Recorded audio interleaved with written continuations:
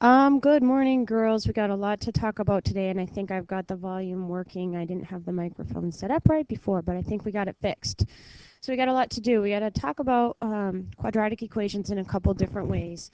We're going to solve quadratic equations using the quadratic formula. We're also going to locate the line of symmetry and the vertex of a parabola. And we're also going to talk about the complex roots and factors when you have a quadratic equation that doesn't have real solutions or real roots.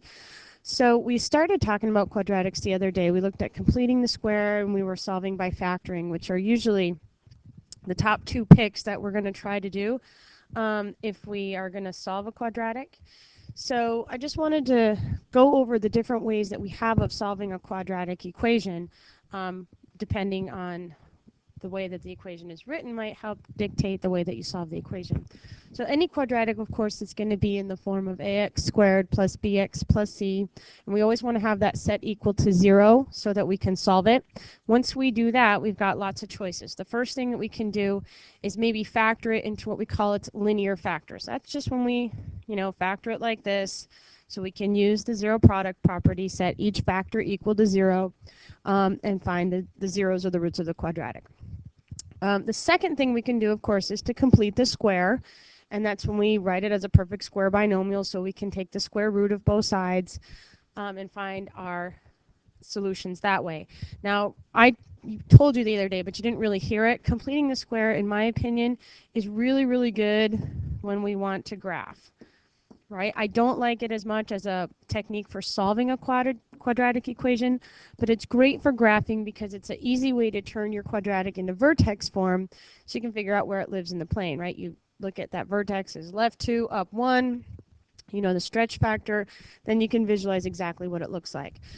So if you have a quadratic that can't be factored and you don't want to complete the square, then the third thing that we're going to talk about today, the quadratic formula, is a really good choice. It's going to find solutions that are nasty, that have square roots in them, and it'll also help you find solutions that are imaginary or non-real solutions, those complex factors.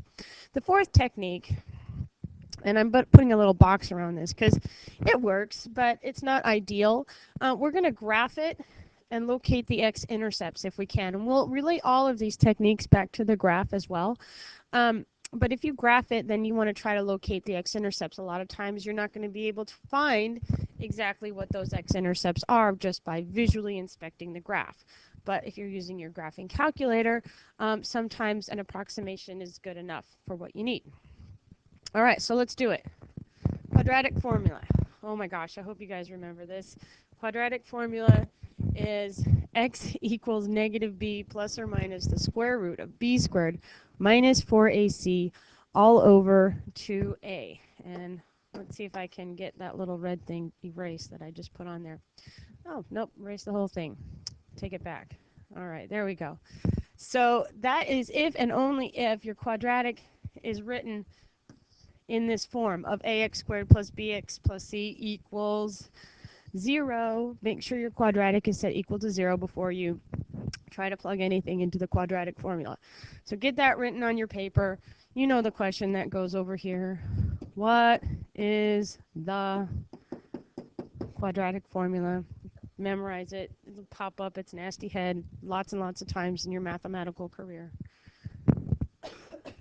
So let's use an example of the quadratic formula and let's solve this quadratic. I put it up here in the corners just so we would have it as a little reference. But here we have the quadratic 6x squared plus x minus 2. So if we're thinking about this quadratic in the form of ax squared plus bx plus c, think about what those values would be. A in this case is 6, b is 1, and c is negative 2. So we're going to plug those values into the quadratic formula and then simplify. So x equals negative b, negative 1, plus or minus the square root of b squared, so that's 1 squared, minus 4ac, so that's 4 times 6 times 2, times negative 2. Should get that negative in there, it's important. all over 2a, so 2 times 6. So let's start to simplify that. Negative 1 plus or minus the square root of 1 minus, let's see, 4 times 6 is 24, 24 times 2 is 48, but it's negative 48, so 1 minus negative 48 becomes 1 plus 48, all over 12. All right, we can keep going here. We got to add what's in the root, so we have negative 1 plus or minus the square root of 49 over 12. Well, this isn't so bad. We notice that the square root of 9 actually does simplify, so we have negative 1 plus or minus 7 all over 12. Now we're getting somewhere. All right, so if we have negative 1 plus or minus 7 over 12, we really want to look at that as both factors.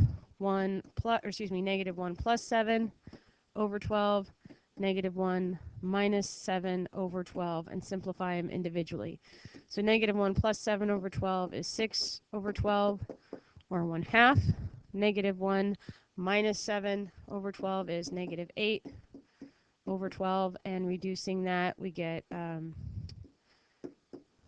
2/3.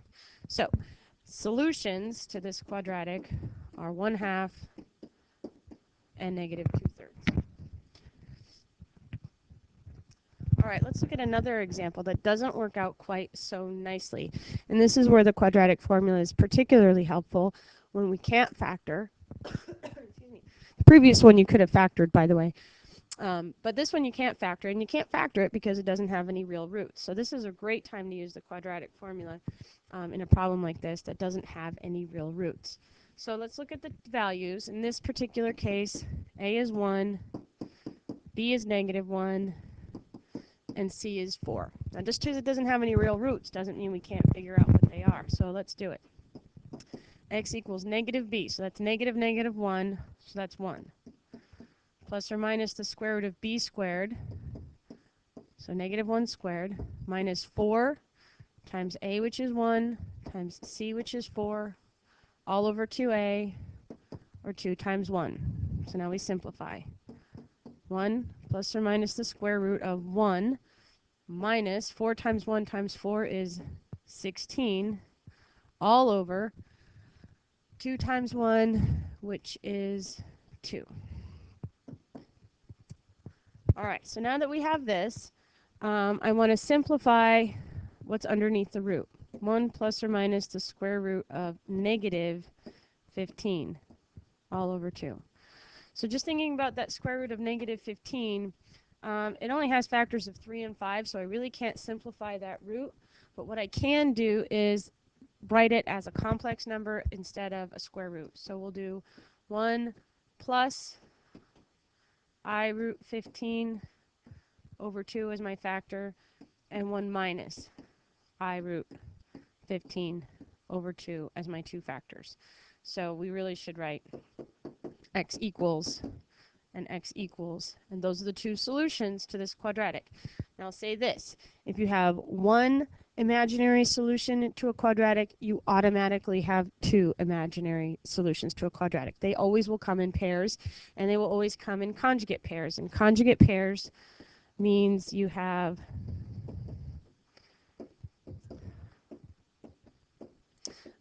one plus something or one minus something. So for example, 2 minus 3i and 2 plus 3i are conjugate pairs.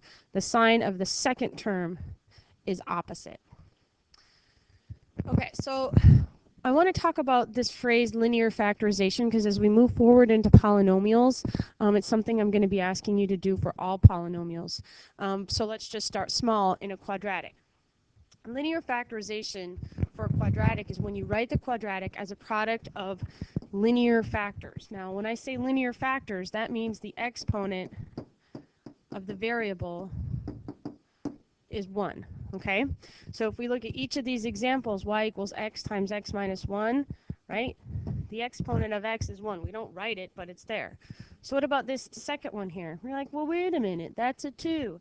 But really, this means x minus 1 times x minus 1, and the exponent of each of those x terms is still 1. So we see it here in the third example, x to the first power, x to the first power, and I'm multiplying those two terms together, those two sums.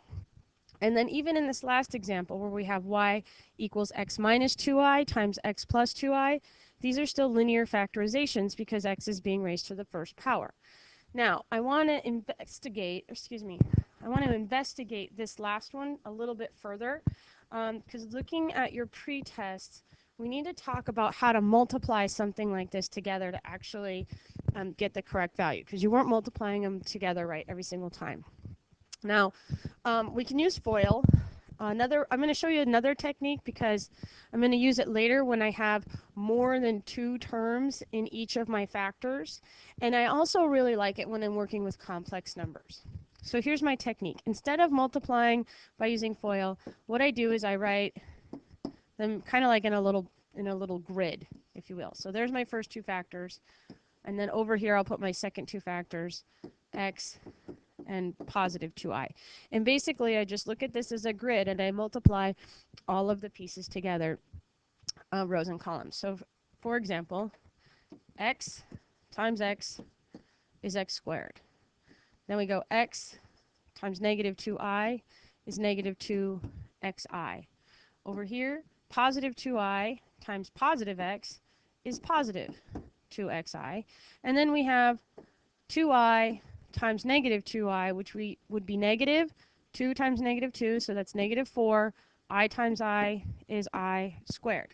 Now right away, I hope you can see that we have 2xi and negative 2xi, and those will add to 0. So all we have left is x squared minus 4i squared.